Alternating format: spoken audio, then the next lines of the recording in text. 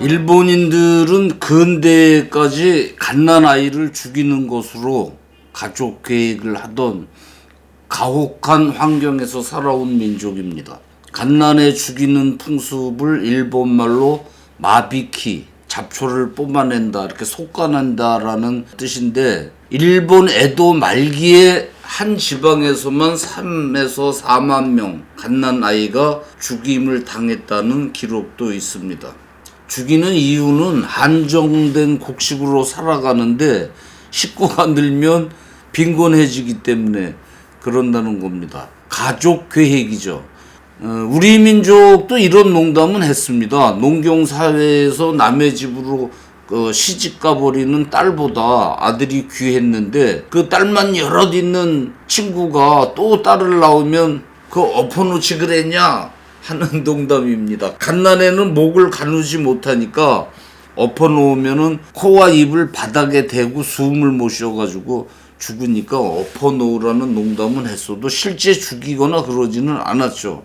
우리는 아무리 궁핍해도 제 먹을 것은 다 지가 갖고 태어나는 것이야 라는 믿음이 있었습니다. 박정희 전 대통령 어머니도 40이 넘어서 박통을 임신했는데 가난 때문에 입이 하나 더 늘어가지고 이 애를 떼려고 간장도 끓여서 한 사발씩 원샷도 하고 높은 데서 뛰어내리기도 하고 했지만 박통이 태어나서 죽이지는 않았지 않습니까? 그런데 일본인들은 마누라가 여보 나 애 생긴 것 같아요 그러면 애비가 그 먼저 낳은 놈도 아직 다 크지 않았는데 이번 놈은 마비키 합시다, 솎아냅시다. 그러면 아내는 애를 낳은 뒤에 제 자식을 죽이는 겁니다. 그래서 한 가정당 일률적으로 3명의 자녀를 계획적으로 길렀다고 하니 영아 사례에 의한 아주 철저한 가족 계획이 아닐 수 없습니다. 중국 민족은 여자애들 발을 꽁꽁 묶어서 썩히는 전족을 하고, 일본 민족은 가족 계획으로 애를 죽이고 했지만 조선시대 때 우리 민족은 그런 짓은 하지 않았습니다. 그 늙은 부모를 산속에 내다버리는 고려장이란 말 있죠. 이것도 사실은 일본 풍습이라고 합니다. 고려장 이야기가 처음 우리한테 등장한 것은 일제 강점기 때 일본인이 지은 책에서 어떤 사내가 늙은 제 아비를 지게에 지고 와서 산속에 지게하고 같이 버리고 가려고 하니까 동행한 아들이 나중에 아버지 버릴 때 쓰게 지게는 가지고 가자고 그래가지고 제 아비를 다시 모셔왔다는 그런 이야기가 일본인이 쓴 것이 처음입니다. 고려시대의 어느 기록에도 고려장이라는 풍습이나 그런 기록이 없습니다. 조선시대에는 아비가 죽으면 3년간 무덤 옆에 초막을 짓고 시묘살이들을 했습니다. 그 매국노 이완용이도 양아버지 이호준이가 죽자 그 묘 옆에서 3년간 이 시묘살이를 했지 말입니다. 저는 그 일본 사람들 애 죽이는 풍습을 우리 민족과 비교해보면 우리 민족은 정이 있고 일본 민족은 정보다 현실적이고 더 계획적인 게 아닌가 하는 생각이 듭니다. 그 애를 죽이는 방법은 젖은 종이를 그 애 입 코에 덮어가지고 질식사시키거나 지 어미가 허벅지로 애 목을 눌러 죽였다고 합니다. 그 애 죽을 때 그 몸부림이 그대로 엄마한테 전해질 텐데 제 자식을 허벅지로 눌러 죽일 수 있을지 의심스럽습니다. 그리고 죽이는 것은 주로 남자아이들이라고 합니다. 조금 크면 팔아먹을 수 있는 여자아이는 안 죽였다고 하는데, 당시 외인들은 자식을 무슨 가축으로 인식했나 하는 생각도 듭니다. 아이가 생후 한 달까지는 신의 소유물이라는 민속신앙에 따라 이런 짓을 했대는데, 이런 야만 행위는 근대까지 이어지다가 이토 히로부미가 조선을 침공하기 전 메이지 유신 때 비로소 법으로 금지했다고 합니다. 일본을 방문했던 포르투갈 선교사가 쓴 일본 여성은 기를 이유가 없다고 생각하면 아기의 목을 다리로 눌러 죽여버린다라고 기록했습니다. 일본 민족의 기원을 보니 그 빙하기 때 구석기죠. 일본은 한반도 남쪽하고 이렇게 그림처럼 붙어 있었는데 이때 북쪽 인종하고 남쪽에서 올라온 인종이 일본에 들어옵니다. 그리고 기온이 상승해서 육지를 덮고 있던 빙하들이 녹아서 바다로 들어가 바닷물이 높아지면서 일본이 섬이 되는데 이 일본의 처음 국가가 생긴 것은 원래 일본에 살던 원주민에 의해서가 아니고 한반도에서 건너간 외지인들입니다. 일본 학계도 이들을 도레인이라고 합니다. 외지인. 그 일본에서 가장 오래된 지배자급, 가장 오래된 묘를 발굴하자 그 묘 벽화가 고구려 벽화와 똑같습니다. 일본 초대 천황, 진무 천황인데 그 신화를 보면 우리 당군 신화하고 유사합니다. 당군 신화는 하늘의 왕 환인의 아들 환웅이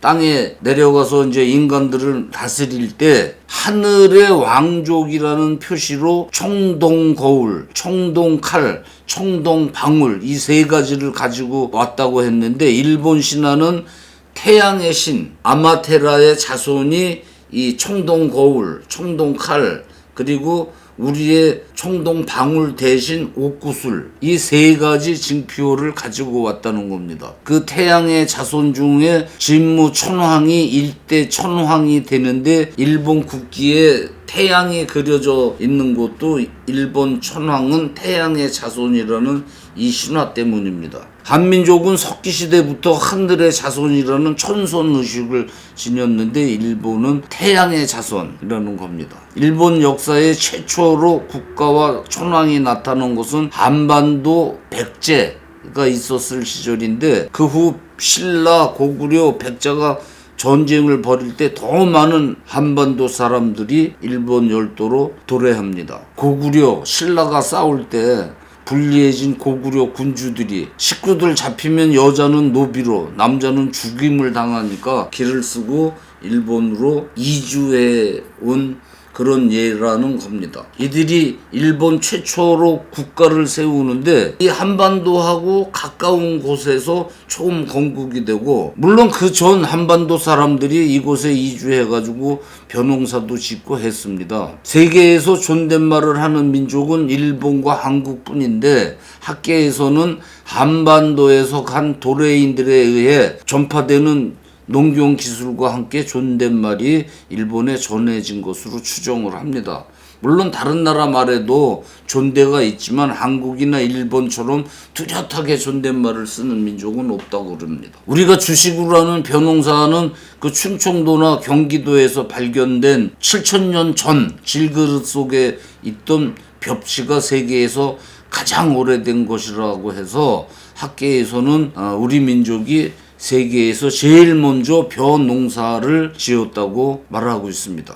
벼라는 곡식은 처음에는 논이 아니라 밭에서 자라는 단립종 벼인데 이 벼를 물에서 기르는 수경 재배로 소출을 좋게 하는 기술을 한민족은 신석기 때부터 이미 했죠. 이 같은 농사법하고 쇠를 만드는 기술은 일본 원주민들에게 놀라운 것이었을 겁니다. 한국인하고 일본인 유전자는 거의 같아가지고 인종으로 볼 때는 같은 인종입니다. 고구려, 백제, 신라에서 온 이 도레인들이 점차 남쪽에서부터 북쪽, 일본 전체를 점령하고 백제 가문은 이쪽 지역을, 고구려 가문은 이쪽 지역을, 신라 가문은 이쪽 지역을 이렇게 지역을 차지하다가 이들이 영토 전쟁을 벌이기 시작합니다. 이때 각 지역 군주들은 칼을 쓰는 무사들을 양성하는데 이들이 이제 사무라이죠.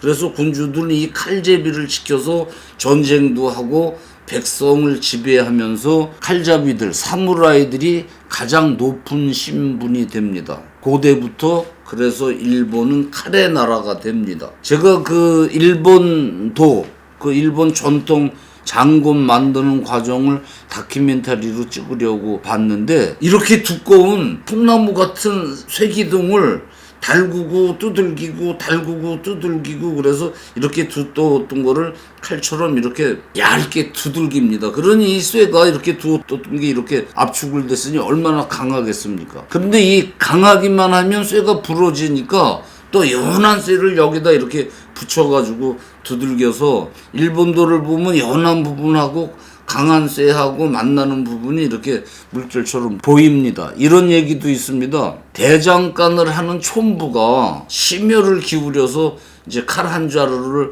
만들었습니다. 명검을 만들어내면 이제 장인으로 되는데, 그래가지고 처음 만든 이 칼이 명검인지 알아보려고 마침 화장실 가는 마누라가 지나가니까 그 칼로 마누라 목을 쳤는데, 그 마누라가 화장실에 들어가서 소변을 보고 나와서 다시 지나가면서 목이 떨어져가지고 그 대장장이가 뭐 기뻐서 날뛰고 했다고 그러는데, 사무라이들에게 부러지지 않는 칼이 가장 중요했겠죠. 이 사무라이들은 긴 칼하고 짧은 칼하고 두 자루를 가지고 다니는데, 작은 칼은 군주를 위해서 자기 배를 긋고 죽을 때 쓰는 겁니다. 이처럼 사무라이들은 지배자가 기르는 맹견, 충견인데 칼을 쓰는 자들이니까 성격이 포악했습니다. 이들이 백성에게 곡식, 세금을 걷는데 세경을 약속한 양만큼 못 내면 목을 잘랐습니다. 그래서 백성들은 애까지 죽이고 했던 것 같습니다. 이 당시 조선은 인륜과 도덕을 외우는 선비들이 지배하는 선비의 나라였습니다. 조선은 선비의 나라, 일본은 무사의 나라. 뚜렷한 특징이 지금까지 이어지고 있습니다.